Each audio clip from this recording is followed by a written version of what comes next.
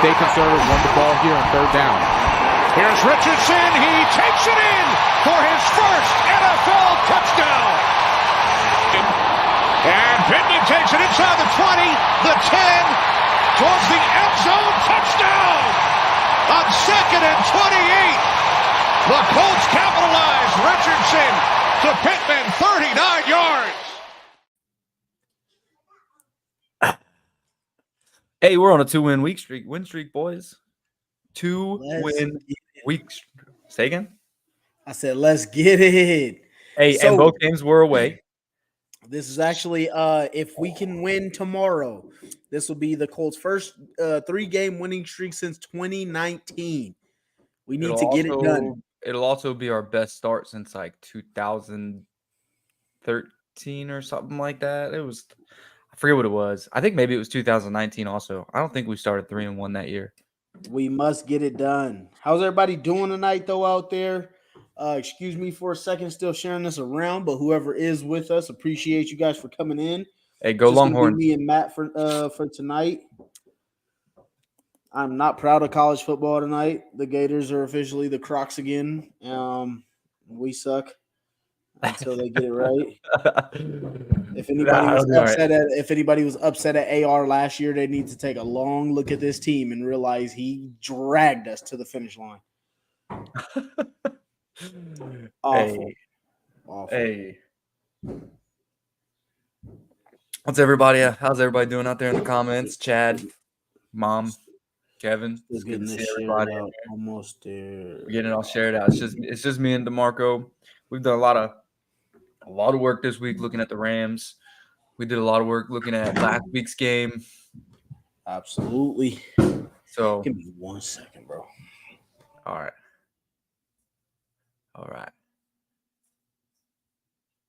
So I don't know where Trev is tonight. I can't remember what he said. I think he's on a date night with his wife or something with his in-laws. Damon is at the Texas State Fair. And Zach is working. How's everybody feel about last week's win, man? I remember saying, the game's over with like 2:04 left. I even walked away, started helping my kid with her homework. Came back, we had the ball back. I was like, what the heck is happening?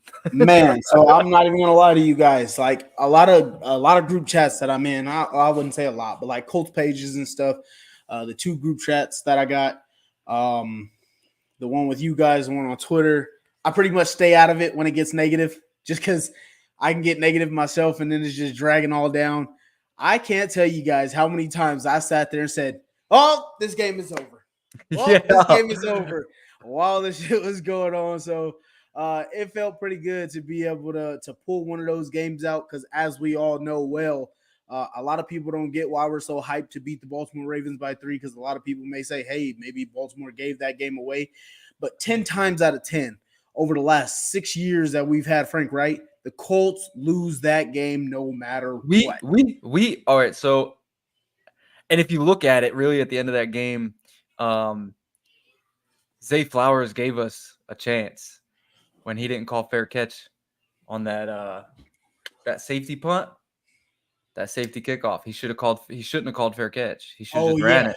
He should have returned it and tried to get some yards. It gave us an extra timeout, and then they threw the ball on 3rd down or whatever that was, 4th down. I think it was 3rd down, which gave us a chance to drive down the field. I believe that one was the miss. That one was the miss by Lamar Jackson behind Zay Flowers. Yeah, when they tried to say it was holding on Zay, like we held Zay Flowers or whatever. But yeah, that we had the gods on our side last week in those last 2 minutes. Oh yeah. Not even gonna lie, man. I didn't want to say the last 2 minutes. The moment we went down, what was it, 19-16? I'm thinking, oh boy, here we go. This might be it for us. And then I just not just now, but wrote up a little bit. So we were down by 3 with 1 minute left in regulation. And this is where I thought it was over when it was 19-16. Then we go on to outscore Baltimore 9-0 in the 4th quarter in overtime. And so it just goes to show in that last 1 minute that we really put it together to be able to finish some drives. Obviously, we got a new commenter in here.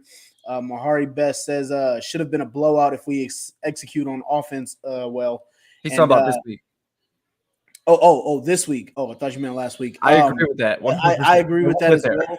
well. I am a little bit worried about penalties just because the cohesion on offense, because we're going to have some mixed pieces in there and stuff like that. But I'm not worried about the offense blocking. But, yeah, I agree if we execute there. But I would say last week we could have beat them handedly as well if Gardner Minshew recognized those 3 blitzes that Kyle Hamilton got us with on the sacks. And if anybody thinks those were on the offensive line, you're wrong. Those are not blitzes that you accredit to your offensive line. Those go on the quarterback. And then also just being able to move the ball. We only had 2 possessions that made it into the red zone, which is 20 yards. And so that would accredit 10 points to the offense. So we just want to see more execution there from the offense. We should be able to move the ball a little bit better. And that game could have definitely looked a lot differently because those were part of the keys to my game. And the Colts did all 3 that I said last week. Yep, 100%.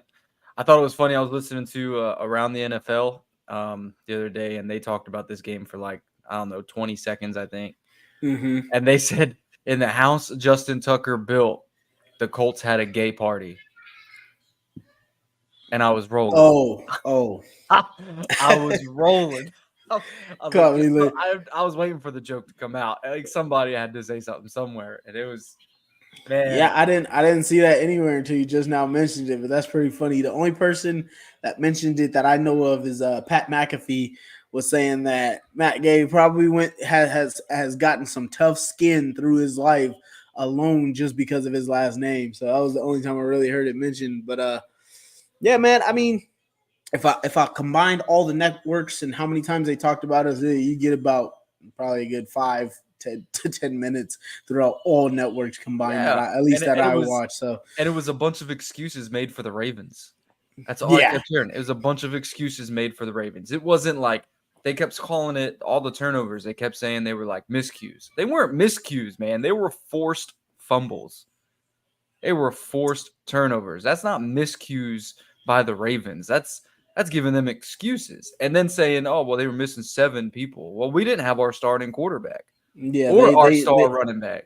When they want to mention injuries, they didn't. They never mentioned not one time who the Colts were missing, as far as anybody that was out of the game. Nobody. I mean, they didn't talk about AR. They didn't talk about JT. They didn't talk about the fact we're missing half of our secondary. Like they didn't even mention that we went from our original starter to a rookie cornerback who hasn't really played all off season, and this is his first start. And he was a healthy scratch for 2 games. So didn't even play in the preseason. This was the first time he stepped foot on turf in game uniform. So it's pretty much always one of those things where it's like, oh, the Colts, are they really good? And everybody likes to question. And that's one of the main reasons why I do want the Colts to continue winning and to go out here and show everybody, against the Rams that we are for real. Because it's one of those things where we can obviously get high about them because we're Colts fans. And at the end of the day, if they come out and lose tomorrow, then it's like, well, did we just kind of do the same thing we did against the Chiefs last year? But we've the people who actually follow the team, we know this talent. We know what it is. And we know how everybody said we've been a quarterback away for the past few years. We know that what this team can be. And we just need to continue to go out here and show that we can be dominant and beat teams that we're supposed to beat and be one of these teams that are supposed to be in the playoffs, even though we didn't predict it. That's facts. I agree, man. It's funny because if any other team would have beat the Ravens like that, they would have been praising that team up and down. If it were like the Jets, if it was Zach Wilson and the Jets, if it was Jacksonville, was Jacksonville, imagine the Trevor Lawrence, that would be going around. Yeah, the Trevor Lawrence hype, the Calvin Ridley hype, the Etienne hype, all that, man. It'd been everywhere. Mm-hmm. If Zach Wilson would have went up there with the Jets and beaten them, Zach Wilson would have been like, oh, well, maybe they didn't need Aaron Rodgers. Maybe they don't need to go find another quarterback. Oh, yeah. It's always us. Yeah, but us, it's, man. it's always us where people are last to the party. We got to win 11, 12 games before they start to think that, oh, yeah, maybe they'll do something. Yeah, it gets me every time. It gets me every single Got time. a couple comments coming in here from another new commenter. Didi says, how do you guys feel about Pittman? I don't know if you have seen our shows at all anymore, but we've always been a pro Pittman show. Well, I won't say we've always, because we got different opinions on this show. We have the ones who are here on the show have been pro Pittman, and we've always thought he's just needed a better shot with a full-time quarterback and being able to get consistent play from there. And Gardner Minshew, I'm going to tell you right now, he is better than any, and I mean any quarterback play we saw last year. I mean, absolutely any. And then secondly, you got AR, who I didn't think they were going to fit together, but it seems like Pittman is still the number one. Like, he's the guy that we're looking to make plays. And then we did have some opinions. Guys didn't really necessarily know if he was going to be a wide receiver one. They want more explosive there at that position to be a wide receiver one. But I think Pittman's a dog, So absolute dog, and think he's going to be all right. I said during the offseason that wide receiver one was not solidified. I always said I liked Pittman, but at the same time, he never solidified himself as that guy until this season. Like, it's already happened. By week 3, by the end of the last week's game, I was already convinced. Yeah, this guy he's our wide receiver one, and we need to go ahead and give that man his extension once we can. But then we got to look at some of these other guys. If you look at Josh Downs has been having almost equal amount of game, like equal to. Let's see. I can't say overall, but I want to say between weeks 1 and weeks 3 versus Baltimore versus Jags versus Baltimore, I do believe that Josh Downs was targeted the most. So Michael Pittman Jr. has been targeted 34 times. Josh Downs has been targeted 24 times. Okay. They're and then equal to the receptions. They're 10 apart on receptions, and MPJ's got 230 yards, and then Josh Downs has 124. Okay. So I think I want to say I thought they were pretty close. Or not pretty close, but I thought they were a little bit closer in targets, but still about 10 apart. Being from Josh Downs being a rookie versus Pittman, I mean, that's still pretty good. But I mean, as you can see with the targets, Pittman is wide receiver one. When we'd love to get AR back and just see him consistently back in the offense, so we can see some of this offense be a little bit more diverse, see the ball get spread out, be able to see Pierce emerge a little bit. But in my opinion, I love Pittman. I'm pretty sure Trev loves Pittman as well. Zach and Damon still have their questions about Pittman. They prefer a little bit more explosive there. I think Matt is cool with Pittman and wants to extend him and whatnot, but he also believes we need some more explosiveness there at receiver. I think what we need out of the receivers is a little bit more separation. Okay, yeah, separation. Yeah, I think a lot of the catches, if you really watch them, are all contested. MPJ is probably one of the few that gets open. Juju's or not Juju. Josh. I saw his name in the comments. Yeah, Josh. They're the two that get the most separation. It's not very often, but they do. I think Josh does get it in those intermediate middle of the field, in between the number throws. MPJ gets it on the outside. What I want to see, because someone even hit me up last week in the middle of the game because they were looking at fantasy wise, and they were like, "Well, how do you feel about Pierce?" And I told him, I was like, "That guy gets 0 separation off the line, down the field. He gets nothing." Mm-hmm. I would love for him to go work with like a Devontae Adams in the offseason. If he can try and link up with him, go work with him. You're a bigger guy, and I mean, you're even faster than Devontae Adams. So if you just work on your short area quickness and be able to get off the line faster, you could be so damn good because his downfield speed, it's elite. And if he could use it right, it'll really work for him. Yeah.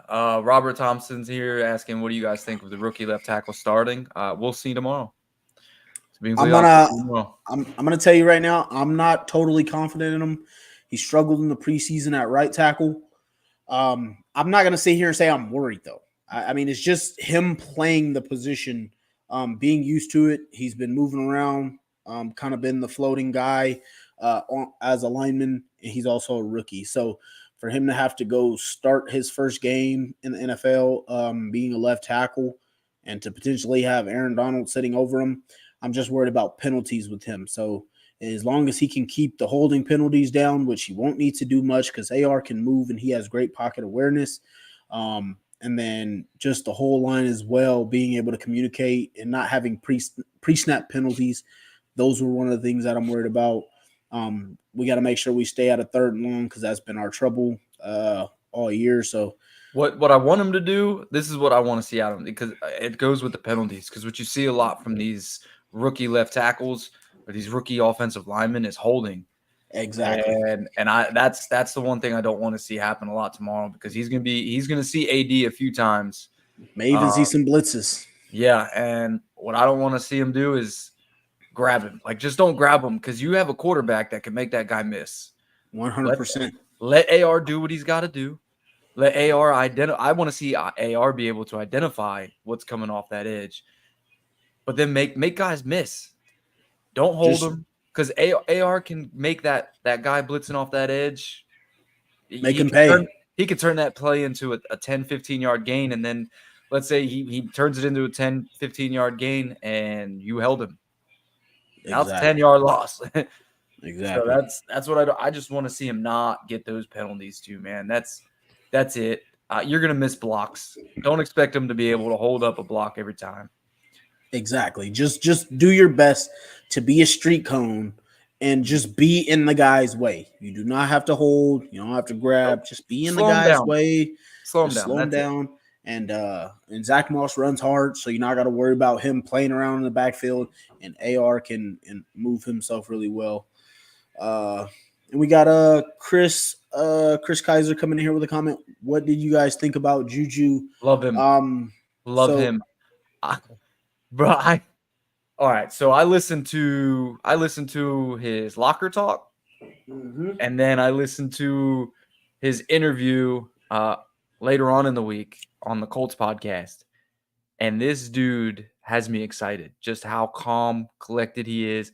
He's not one of those guys that is trying to feed you crappy answers when you're talking to him, like who's afraid to talk to the media. He's going to give you those, cookie cutter answers, those answers that are like, oh, well, we played well. Yeah, blah, blah, blah. No, this guy he's fun. He's relaxed, and he's Indiana born, man. That guy is just the way he played last week, to come in, to have, the breakup and the passes, the forced fumble down the field on a play that ultimately could have changed the whole outcome of that game. It was early in the game when he forced that fumble, but that play alone could have changed the whole outcome of the game if we didn't get that fumble. It was actually Baltimore's second drive of the game, and we were at jeopardy of going down 14-0. Facts. So, me personally, I love Juju's attitude. I'm going to put it right together as Josh Down. I was telling Matt and these guys had that dog mentality. They got that kind of confidence that you want on your team. Like, it's cool to have the humble guys that aren't hella cocky and whatnot or whatever. Every once in a while, you got to have one of those guys that know they're a player. And you got to come to see them. And that's what we've missed. I've always felt like with Frank Wright, we were always on our heels. And I feel like with some guys like Juju and Josh Downs and Zaire Franklin, we got dudes who are going to step to you and be in your face about it. So that's one of the things I really love about Juju. I didn't grade him out too much in coverage just because it was his first time, and the way the Ravens run their scheme, they're still working through their scheme with their new offensive coordinator. So it wasn't like he was getting a ton of targets, but he did, like Matt said, he had the one pass breakup, the forced fumble recovery, and then he did his job when he was on Zay Flowers, which a lot of people thought we were going to get torched by Zay Flowers. Love Juju. Can't wait for him to keep going. So he said something this week too. He was asked about, because if you watch him on tape, he's talking a lot of trash to the other team. Yep. And they asked him why he did that, whether it was psych him out, whatever. And he said, no, I just want to know what kind of man I'm up against. He was like, if you talk and they laugh, you're already in their head, and you're going to win that battle more often than not. And then he said, but if you talk and they talk back, it's going to be a dogfight, and you got to come on them hard. So he said he'll just talk all game long, and he loves it. And that's what I like to see, man. Zaire was talking trash to Kenyon Drake last week. Juju was out there talking. You know, those are the things I've been wanting to see. Those are things we didn't see last year, where they weren't talking, they weren't vocal. You know, you've got Quentin Nelson running 15 yards downfield again, pick people up. You know, so I feel like we got the Colts back, man. I feel like we got the Colts back, and I'm hype about it. Yeah, Chris is also asking here about KJ Hamler. So there's not too much to really think about as for right now. He's just on the practice squad. But I will say he's a very good deep threat. But he had the heart condition, which he was out of football for a little bit. He's got to stay healthy. But if we can get him on the field, I think this would be a very good fit with him and AR on some of those deep balls from the time that we need for Alec Pierce to develop, to be able to work on him, his way to get that going. So not too much about it right now. Like the signing. I say I like it. But we got to wait until he gets to the active roster to be able to really say anything about it. Thanks, Ralph, for coming in. So Robert Thompson here says who will be on 2-2. We don't play that way. Yeah, we don't play that way. But if there's anyone who would play on him, I would say it would be Juju, because of his wingspan. That dude's got a long wingspan from hand to hand. That man can make up for getting beat by just having long arms. But yeah, we don't play that type of defense. We're not man to man, so it's not going to be one of those. You're not going to see somebody follow Atwell from one side to the other. Yeah. Plus, you also got to think they got Nuka back too, I believe. Exactly. Yeah. So me personally, I'm gonna stay in my zone, make sure we don't get beat deep, because that's my key to the game right there is on 2-2. We got to be able to keep 2-2 at bay, and then obviously keep slowing down that run game, which they did terrible against the Bengals last week. So I'm hoping we can keep that up. A lot of people was expecting Kyron Williams to have a big game, and I don't know if they've watched any Indianapolis football and saw what we do to running backs, but I guess that's just one of those things where somebody thinks a running back's going to go off against us, because only one who really does is Derrick Henry. So, I mean, I don't know where to get that from. So, yeah, my key to the game is 2-2, controlling him. If I had to personally match somebody up one-on-one with him, I'm going to say the opposite of what Matt said, though. I'd like to see Flowers on him just because he can match him speed for speed. That'd be my only thing that I'd like to see the difference on there, just because he can make up the speed to get to him.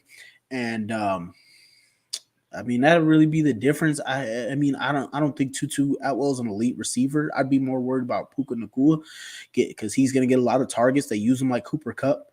So, I mean, I just match speed for speed, and then if Juju is on him, Matthew Stafford gives you chances. So, like Matt said, Juju has the reach to be able to get maybe some tip passes or even an interception. So, yep. All right, James here says, hey, guys, how do you guys think Indy is going to do against the Rams this week, and what is your thoughts on defense so far? I'm going to say this.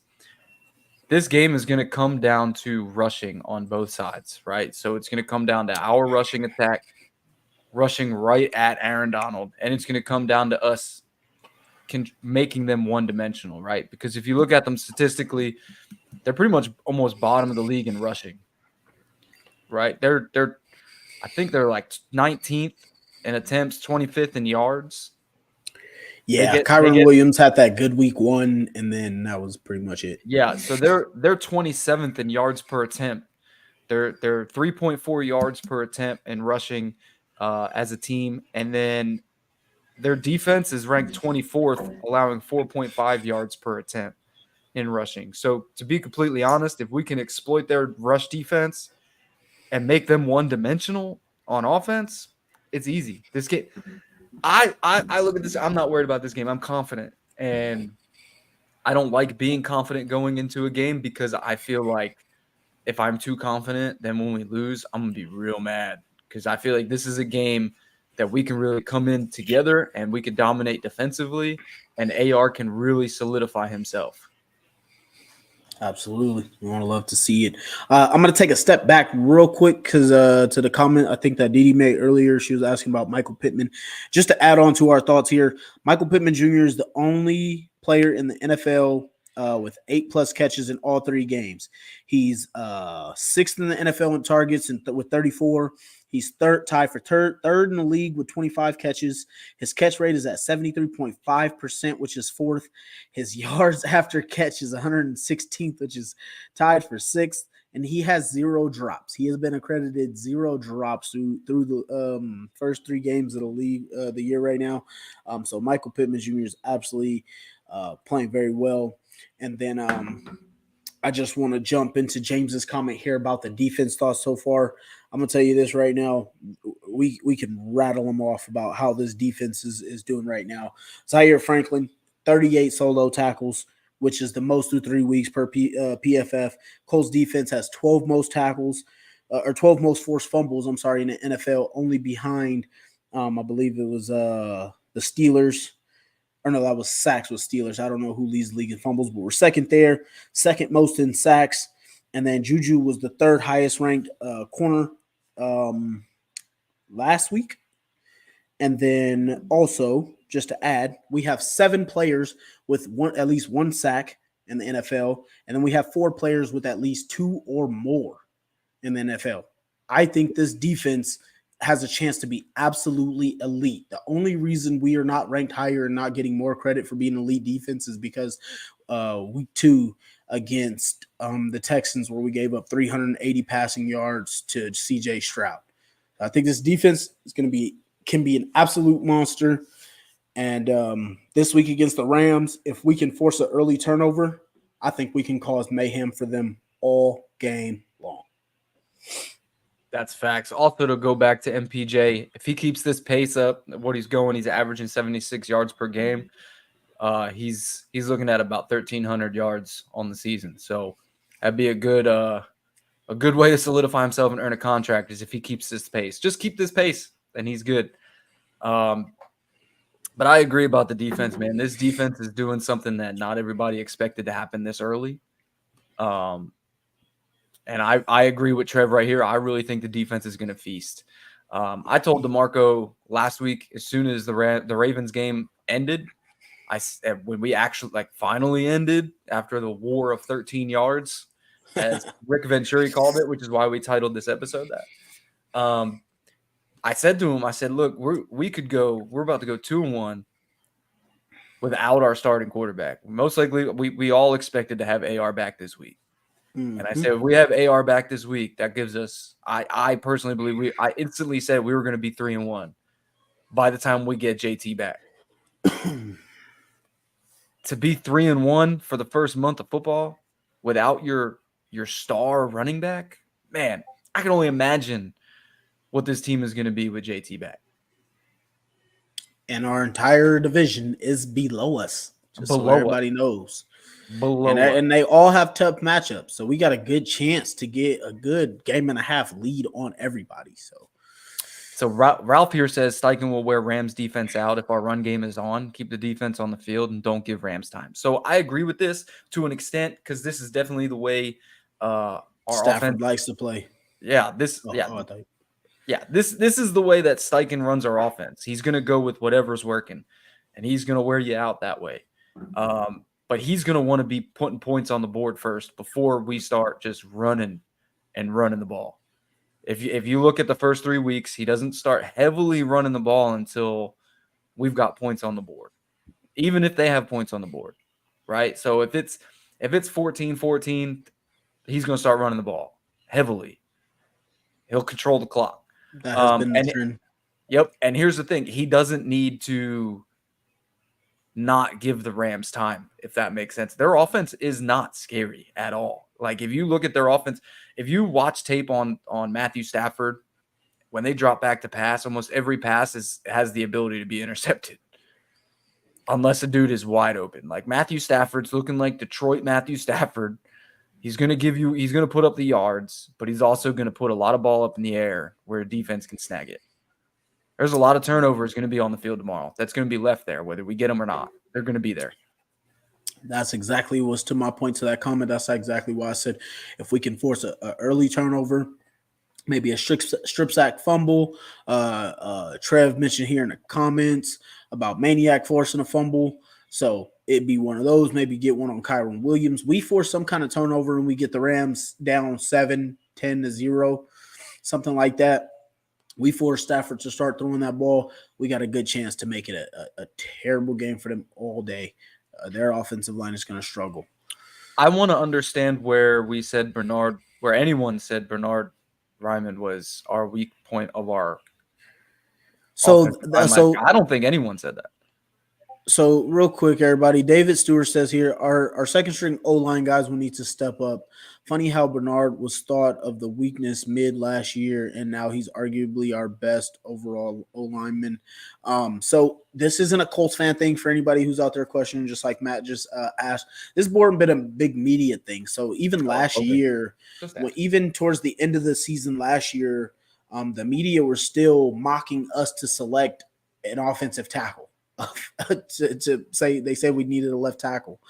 And, I do remember that. And so it was just one of those things where I was like, I also was just like, where do you guys get this from? This is why casual fans start commenting and saying dumb stuff, just throwing in the air because you're not watching this team. Maybe you think they suck, so you don't want to watch them. But that's one of the reasons why I won't really comment on a team that I haven't really watched a lot of because I don't know. I'm not going to, like, you just look like an idiot when you comment things that you don't know. It's like saying, oh, yeah, your guy sucks. It's like, well, he just leads the league in this, and this. Like, what are you talking about? So, I also, just to also comment back on this, the second part of, or the first part of what you said. So last week, AR went out, or when AR went out with a concussion, Wesley French was already our starting center, or he was our center that played in Baltimore.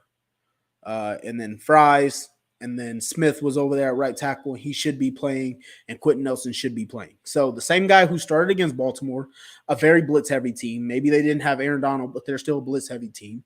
And then Fries is still in there. And the only person that we're going to be replacing on Sunday is, if everything goes the way it should, if Braden Smith plays, is Bernard Ryman. So this second string comment that you guys or what everybody is thinking, it's not as bad as you think it is.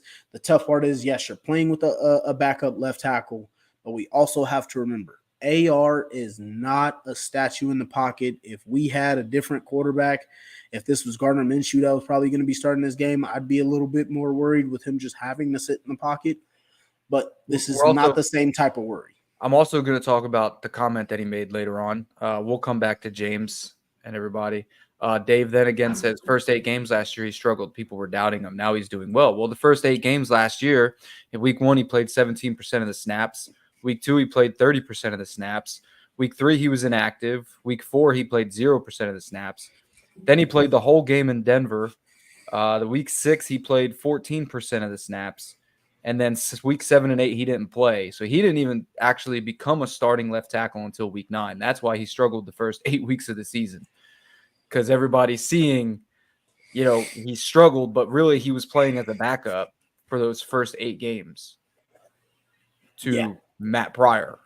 And they also were playing a terrible scheme. It just didn't work.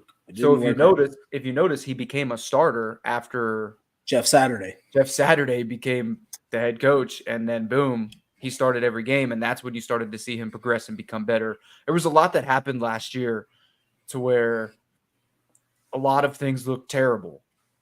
You cannot get better at playing football if you're not playing football. Right. Simple as that. Right. So, all right, to go to James Sims. Robert. No, my bad. Robert's next, I think. Yeah, got you. So James says, I've also heard people talking about Colts should keep Minshew as the starter and just bench Richardson. What's your opinion on that? I think you need to go ahead and go look at what Minshew has actually done.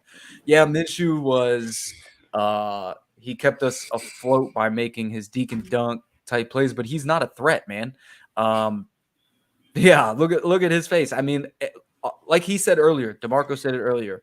Our offense put only 10 points on the board. We only hit the red zone twice last week. Twice. We can't do that against every game. We cannot play like we did last week every single week and expect to win games like that. We can't, because there are going to be teams that we face that are going to blow us out of the water. We did it last year. Yeah. Why you guys want to see it all over again? Look, anybody who thinks Minshew should be the starter, I'm going to say like Stephen A. said, you need to stay off the weed. Like, stop it, man. Look, I love Minshew. I think the dude's a rough rider. You love his passion. You love when he comes in. You love that he stays ready to come in and play. But this man is a backup. He's a career backup. I don't care that Irsay called him a starter. I don't care that he finished out a game against Houston and won one against Baltimore. This is something that will die out very quickly, and it already has. Remember when Minshew came in and beat us week 1 when we had Phillip Rivers, and then the Jags went on to go 1-15? Like, this is just one of those things that you just can't win. And so Minshew is very limited at what he can do, and that's why it just doesn't work very long. Look, So, I said it during the week too. If you go back and you look at the tape, if we had AR playing in the game last week, it wouldn't have been a 22-19 game. It would have been. The score would have been extremely lopsided and about 30 minutes shorter of a game. And then you'd hear all the media really talking about Baltimore and saying, did they blow this game because they lost bad to the Colts? Did they just have a very bad day? Like, that's what it would have been. So it wouldn't have been a close one. So our opinions on that is just love Minshew. I want to keep him as a backup. I'd even be willing to keep him next year as a backup if he's willing to stay, or unless somebody's not willing to overpay him to take him as a starter, maybe the Jets. But he's not starting caliber. And if anybody wants to watch that all season, I am not willing to die on that sword again like last year. I'm not trying to watch. I'm not trying to watch a game every week and it be like last week. I'm not trying to do that. I want to enjoy my Sundays, man. Yeah, I want to enjoy them. I mean, shit. I mean, if anybody watched the start of that Texans versus Colts game, it was 14-0 within like 5 minutes. Are we being serious here? There was we scored twice within 14 seconds of each other.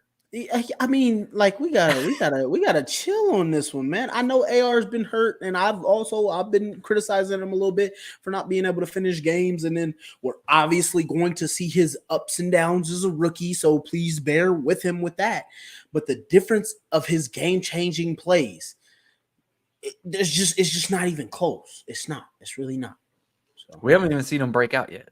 Not even on his legs. I mean, we saw two touchdowns against Houston that were QB drawn up plays, but after that, it was. I mean, before that, you haven't seen him really break out a big run yet. You haven't seen him really stretch the field with his legs or stretch the field with his arm. Like, we haven't really seen what his full potential is yet. I don't know if you remember me telling you guys on Monday that I had lost my voice. And I sent that first voice message in the chat. If AR would have finished that game versus Houston, bro, I don't think I'd have a voice, bro. I was going crazy when we started the game. And I'm like, oh my God. I remember, what was it? I want to say it was Trev, when he was like, will he have 2 passing TDs and 1 rushing TD? I was like, nah, I think he'll have 2 passing and 1 rushing. I thought dude was well on his way to having 5 touchdowns, and it could have been either way. Like, if he would have just full speed ran into that end zone, and at least just got to push in the back or something like that into the end zone, he just got to finish the games, man. Just finish the games, keep playing. Facts. And I'm telling you, if we can see the full potential of this guy, the league better be on notice. That Houston game, he would have put the whole league on notice. That game would have been nuts. Just like Ralph says it right here. Yeah, my heart can't take more games like last week. We had to deal with it all of last year, except it was even worse because we couldn't score and we couldn't move the ball, and we had to watch Matt Ryan down there die all the time. So let's not do it. For anybody who's out there thinking Minshew wants to take over, let's relax, all right? So I see a JT comment in there. I'm going to treat this just like Coach Shane Steichen. JT should be back next week off the pup, and for now, we're just going to leave all those questions off the board until he comes back. I'm just playing, man. I'm just playing. I was just playing. I do want to make a comment about this, right? Yeah. I'd love to see JT back. But guess what? When you do come off the pup, now you have to earn your spot back from Zach Moss. You don't just get that RB1 spot right away. You got to earn that shit back. With everything that you've done in the offseason, I get it. You want your money. The Colts didn't want to extend you right now. The reasons make sense. Your reasons for being upset make sense. But Zach Moss has come in here and has been a very good option for the Colts and has done his job for 2 weeks in a row. He's got 210 yards in 2 weeks. You know, in my opinion, you don't just give JT that spot back. He needs to earn that. He needs to earn that back. Chris Kaiser says no comment here. Chris, what's that? What's that mean? What are we talking about there? Where were we? My bad. We were at the JT one. Okay, yeah. So to Matt's point, I mean, I wouldn't necessarily. I don't know if I would say JT needs to earn it back, but obviously he's going to need some reps to get it going. But as well as Zach Moss has played, I don't think it's fair to just kick him to the back burner because the dude run hard. He gives you that I'm playing for you effort. So I'm with Matt. If me and Matt were on the coaching staff and he says, "Hey, you got to show us you need to earn it back," I'm all right there with him. The one thing I will say, I don't really call it drama. Me personally, I am one of the guys that's on the player side. I've had this argument with Zach quite a bit. But I think if a guy wants his money and he has to do whatever he has to say to earn his money, then I'm totally fair with it because an organization can do with you what they will. And everybody's just like, oh, yeah, this organization is dumb or, oh, okay, they just traded a player away or whatever. So I don't really think it's drama. Agree with Matt. If you want to stick with Moss until JT earns it back. But at the same time, what I will say is I can't wait to see JT play in this offense with him and AR in the backfield together. I can't wait to see the fireworks. I tell you that now. If we can get him back and we keep him, we work everything out, I think he'll be absolutely fireworks if we can get the guy back. So that's where I'm at with that. You had any further comment on that one, Matt? No. All right. Tristan says, "What's up, fellas? What's up, man? Good to have you back." Chris was talking about the Gardner Minshew thing, saying that he's a backup. He don't get why people were having those thoughts. Yeah. Juju's looking good. Yeah, you missed that segment. We already talked about that. Yeah, and Troy was saying he lives in West Virginia. A lot of Ravens fans there. Okay. Well, it looks like we got through most of that. You guys keep shooting those comments in. We'll start getting into some more discussions. All right. So since we did talk about a lot of the things that were good about that Baltimore Raven game, Matt, what did you see in that game that you think we need to improve upon, or something that we did not do well in that game that the Colts should also be watching? Because you can't just see all the good and not want to look at what you need to improve upon. What do you think the Colts need to do better for either in the future or game-wise, or any players? Personally, I think it all boils down to our wide receiver core and our tight ends. I think these guys need to start finding a way to get open. And when you are open, get Jelani Woods back, man. When you are open, you need to make those catches, even if they're contested. AP has no business dropping passes. He doesn't. But the thing is it's like, I think that's one of our biggest downfalls offensively is dropped passes and not getting separation. Yeah, you can say the safety blitz off the edge. Got it. The first time, let it slide. The second, third time, it was obvious. We all saw it coming before it was happening. He creeped up to the line. Like, you had time on the play clock to go ahead and see that and make some kind of an adjustment, which they did in the second half. He didn't really get back there very much. Started bringing a running back in the block. But at that point, it's like, if that's AR, he's making that guy miss. Yeah, I've had to watch it for 2 straight weekends now. Minshew did it last week, and Graham Mertz did it today for the Gators, where there's literally a blitz coming, and they just keep either running or backing up. Like, throw the ball away, bro. Like, come on, man. You got to wake up. Like, that's yeah, so I'm with you there on that one. As for me, I do agree with some of these comments too. Kaiser saying special teams field position, punt returner. I mean, that was a one-time situation. Yeah, he could have fair caught that, and that was pretty much almost the end of the game for us. Yeah, but I'll give him a pass just because it happened. It wasn't like he fumbled it. That was where I was at with it, because we were pretty pissed about it in our group chat as well. But he didn't fumble it, and to me, like, if you fumble that punt return, we're dead because they're right in the red zone. But at the same time, if that's AR in there, you don't want a rookie on his own damn goal line. And just like how Minshew ended up stepping out and getting the safety, just one of those things where you don't want to be in that position. So Yeah, Minshew just joined the bad side of a highlight you're gonna find on YouTube in 10 years. That's pretty much all that. to Dave's here point at the bottom, he had 2 really good returns that also pretty much helped us, because without those 2 returns, we don't get 6 points out of it on those 2 field goals that we had, like I said, because we weren't really moving the ball. So without those 2 returns, we don't get 6 points as well. So I do want to say something about what Rob says. Rob says I think the DC needs to keep the foot on the gas when we have the lead, as I noticed last year and this year that we let off the gas when we were ahead. I want to say that this goes on both sides of the ball. 100%. Both sides of the ball have gone soft, and they go soft way too early. They go soft late in the third or early in the fourth.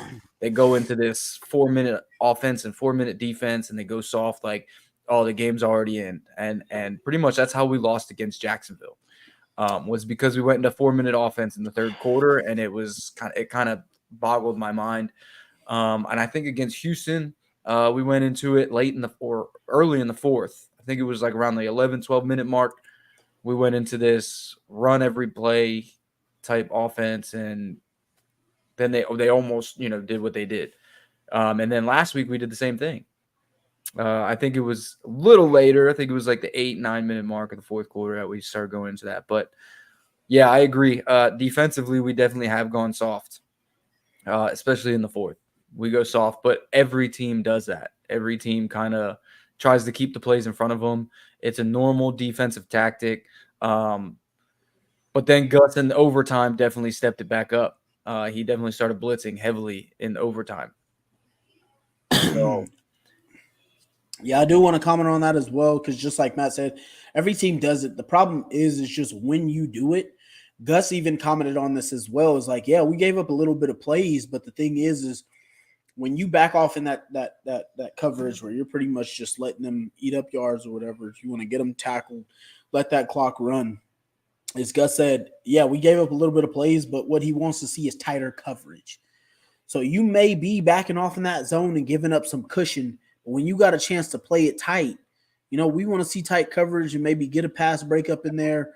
We want to be able to make a little bit of plays on that. So I definitely think it was one of those things that I had questions about Gus Bradley as far as what we would do in that game versus Lamar, because Lamar struggles against the blitz. And I'm going to tell you right now, I honestly would have guessed if I didn't watch Sunday and I just came on his podcast and said we beat the Ravens, there wouldn't have been a thought in my mind. I would have thought we would have blitzed 3% of the time. So I think it does show some evolution from Gus Bradley. I think that has to be a Shane Steichen influence. So 40%. 40% is a number you guys need to remember. This is something Gus Bradley's been in the NFL for, I don't know, probably longer than I've been alive. And he's been in, I think it was 3 decades.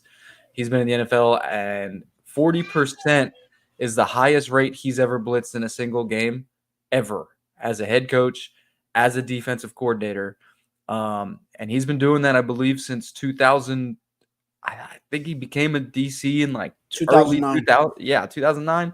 So you got to think, in 15 years, 14 years, that man has never blitzed 40%. Ever. That was the highest blitz rate of his career. And in the fourth quarter and overtime, we blitzed on 58% of the snaps. So pretty much every half of the snaps. And that was one of the things, that was one of my keys to the game, was to not let Lamar dictate the game. We obviously had a really lucky drop there from Isaiah Likely. That could have been a third down catch to end the game. Baltimore's want to bitch about the fucking pass interference if he just catch the ball. Yeah, but if they didn't face mask MPJ, if they would have thrown that flag, that game would have been over already. Yeah, that was after, but I meant like the drop before. They had chances to end us before, and everybody want to cry about the PI. And I'm like, well, you had a couple clear chances. Like, I had a screenshot of it. The ball is literally right here, and Isaiah Likely dropped it. So I'm like, guys had they had a load of chances in that game. The game did not come down to that penalty at exactly. all. So I'm like, stop blaming refs. Make some plays, dude. You guys, if we blitz 40% tomorrow, Matthew Stafford's leaving with some kind of injury. I don't want to say that. I don't want to wish. I'm not wishing that on him. But Matthew Stafford does not take well of getting hit. So as a matter of fact, so now that we're talking about the DC in a little bit and we're going into that, I do want to say, because somebody had talked about this on Twitter, I think it was Lawrence Owen, and I commented on it. I think this is the opposite.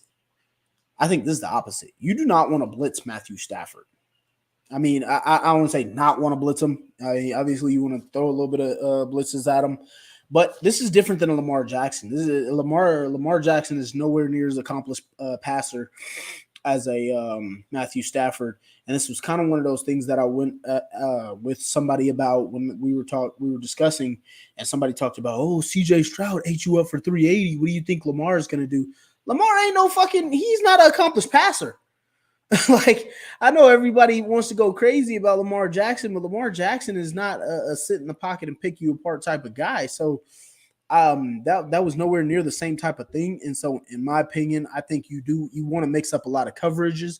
You don't want to keep the same thing as we would normally do in games like Gus Bradley would do. So you obviously want to mix that up. You want to maybe fake like some people were blitzing. You want to try and confuse Matthew Stafford. But I think if we actually blitz, I think Matthew Stafford is one of those old school type of quarterbacks that will pick you apart in those blitzes, or if you just sit in a straight zone. So I think the game plan should be to confuse, not to just blitz. Here are some numbers. This is from last season. He finished the season 7th in yards per attempt, 3rd in completion rate, and 1st in fantasy points per attempt versus the blitz. And exactly, that's why I say you don't want to just blitz Lamar Jackson like you do with the blitz Matthew Stafford like you would do Lamar Jackson, just because I don't think that fares the same way. When you got a cerebral guy who's really a pocket passer, there's ways that you want to try and throw him off. You got to try and confuse a guy like that because he's already dictating what he's going to do based off what he sees from your defense. It's kind of like playing against a Peyton Manning where he's too smart for himself, where you can trick him. And that's what we got to do. Put pressure on him with 4, mix up some things in those back end, and you got to force him to turn it over.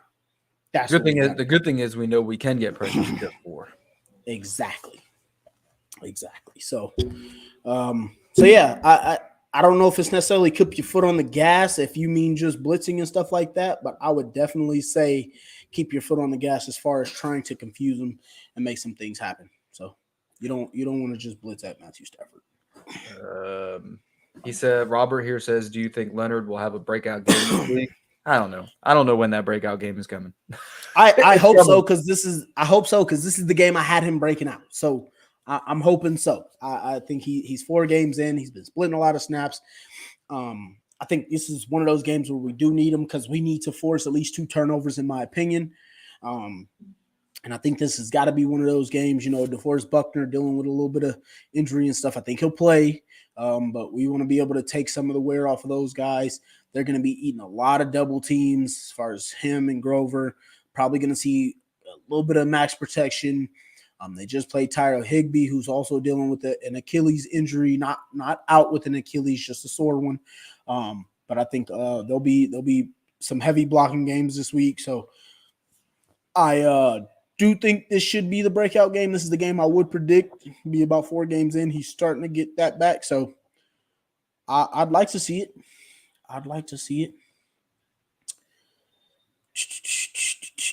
think that was the last one. Terry Bailey just hopped in here. He said facts. I think he was agreeing with me about not blitzing Matthew Stafford. Thoughts on Juju?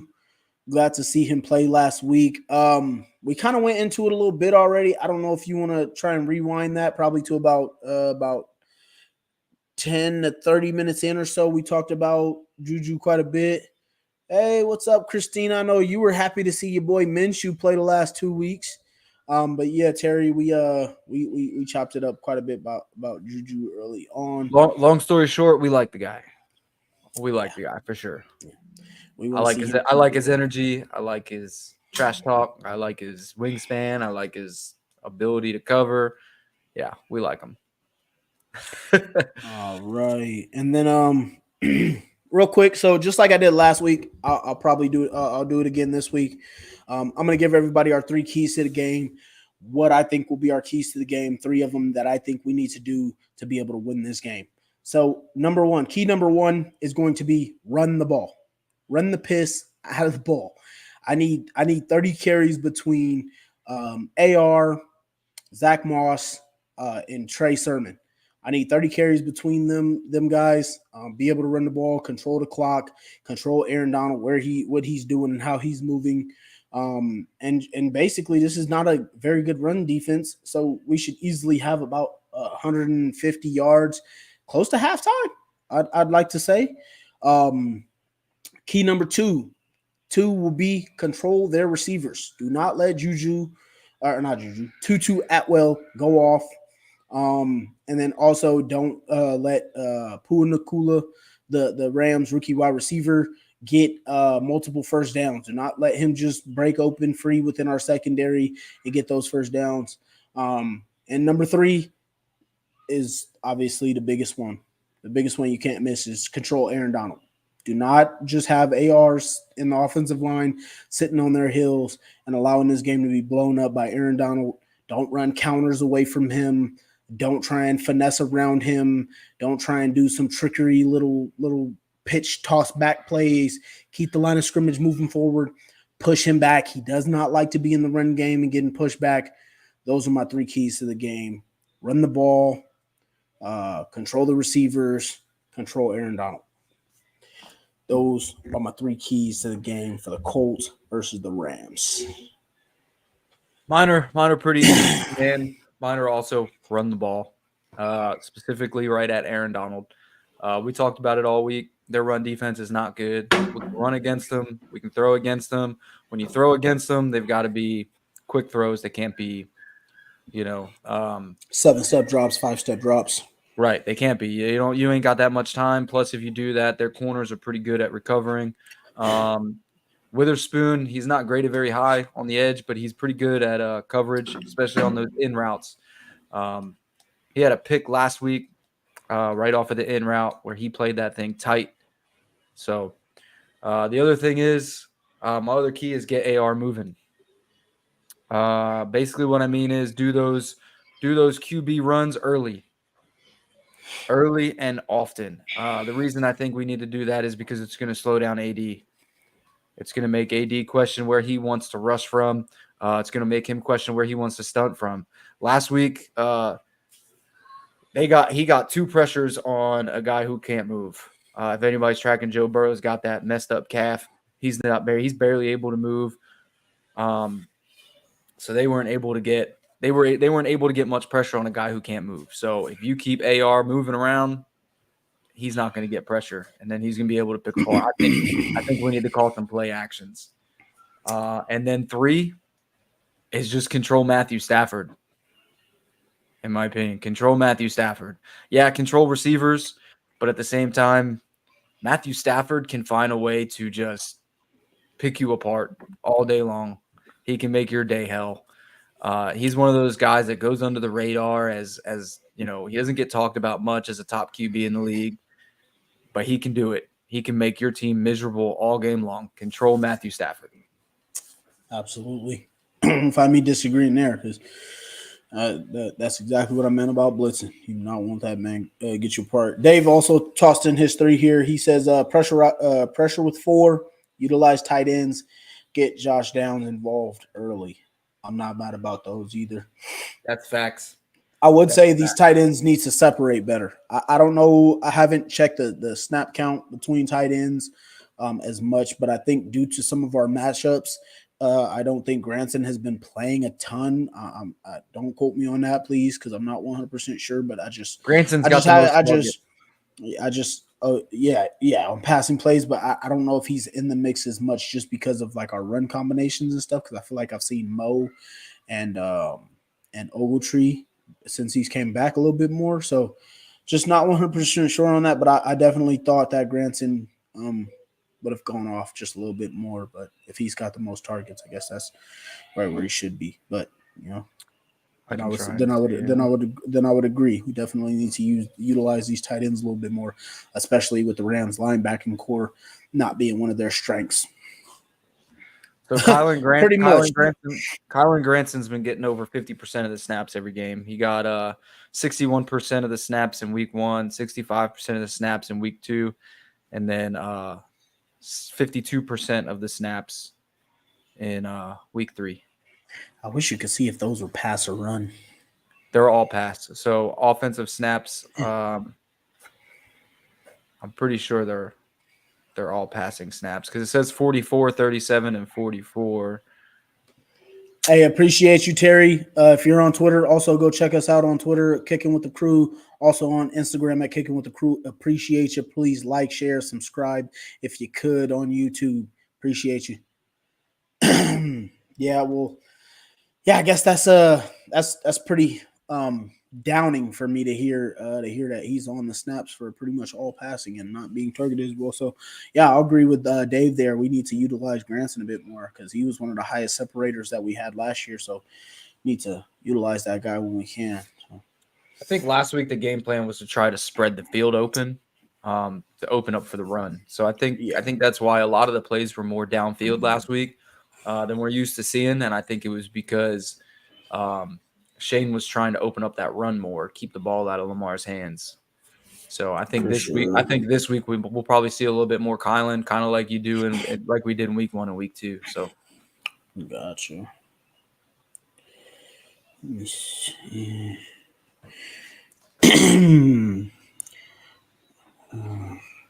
Did you have Zach's locks?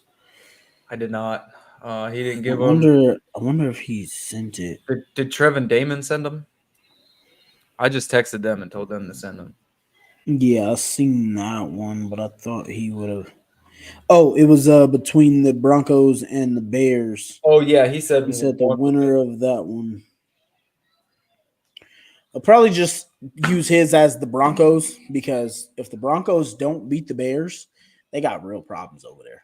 No, they just lost by 70 points. Of course they got problems. Yeah, but the Bears are not scoring 70. So, like, if you lose to the Bears after giving up 70, y'all might as well pack it in and just move. Get the hell out of Denver. Let Sean Payton go. Let Russell Wilson go and just rebuild. We'll say them. Send Pat Surtain to the Colts. We're doing. So if everybody doesn't know, we do our locks. All right, we pick a team that we think is going to definitely win on Sunday. So this week, Zach, since he's not on today, he did say somebody was going to win between the Broncos and the damn Bears. He said somebody was going to win. So we don't know who he's going with. We're just going to say Broncos because just like DeMarco just said. Because they better win. If they don't win, I mean, what else do you got? You get blew out by 70. You can't beat the Bears. Like, if you're a Broncos fan or you're the Broncos, I mean, I'd be really ready to blow it up if you can't beat the Bears. I mean, I don't see what the hell they're gonna do. That's fact. Robert, I honestly don't think the Dolphins would do anything they did against the Broncos against us, to be perfectly honest with you. And I'm not trying to sugarcoat that. I'm not just being a Colts fan. I'm not taking this like the media. Like, obviously, I'm glad I watched the Colts to be able to see. But the way we play defense, the Dolphins would not do that to us. Nope. That's just me. So Trev is locking the Colts. He's got us beating the Rams. That's his lock this week. All right. We don't know who Damon's is, so we'll have to wait for him to answer us, and then we'll put it in the graphic. You guys check it out on the page later on. So who you got for your lock, Marco? My lock for this week is probably going to be like a obvious one. Mine's up. But I'm choosing the San Francisco 49ers over the Arizona Cardinals.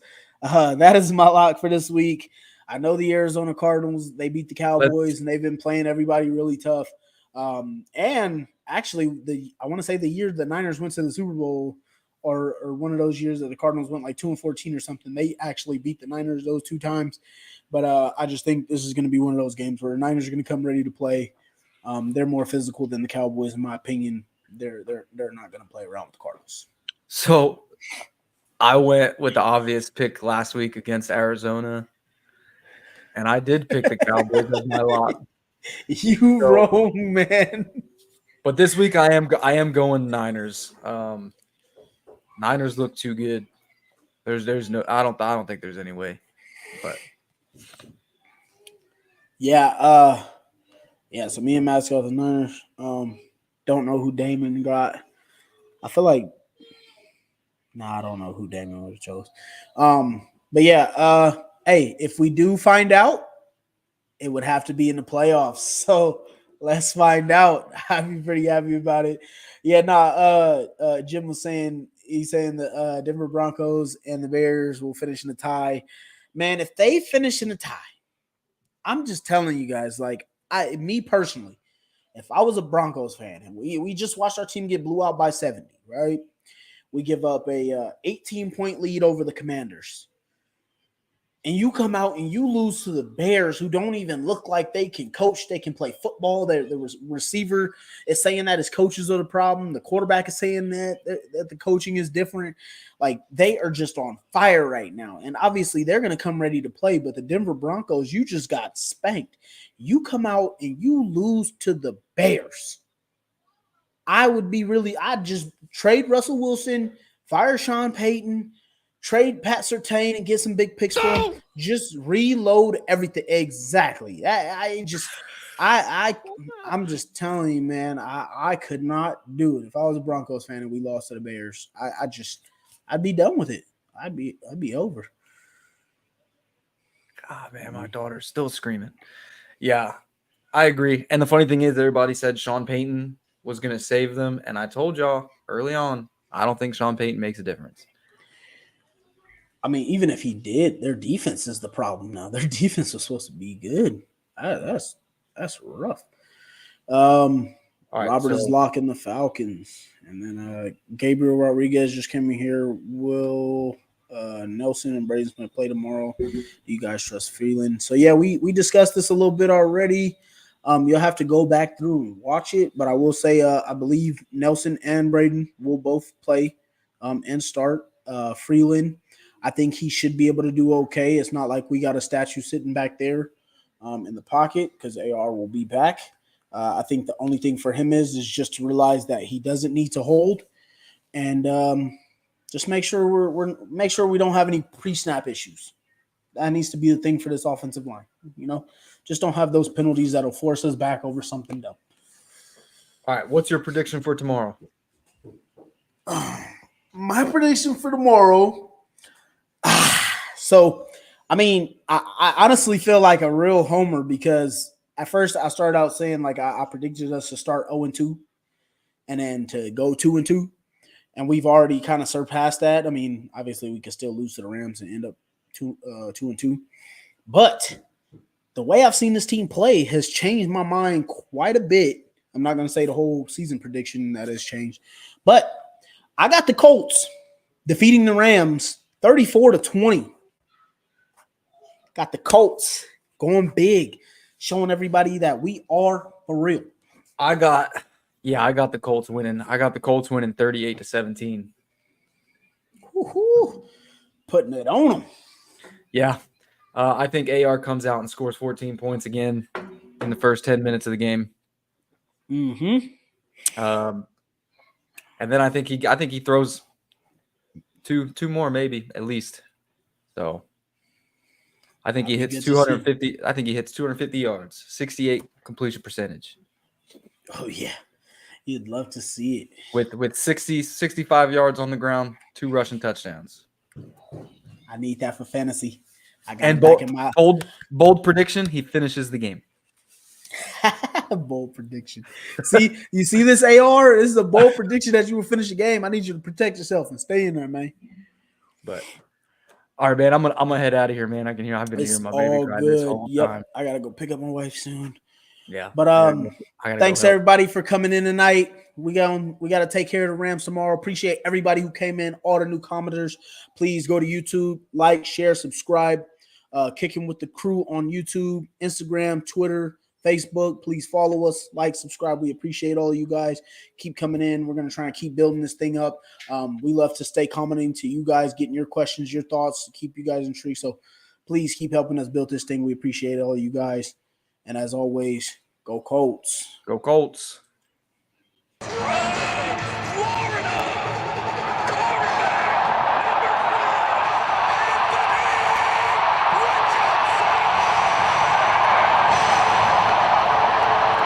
Stay conservative, run the ball here on 3rd down.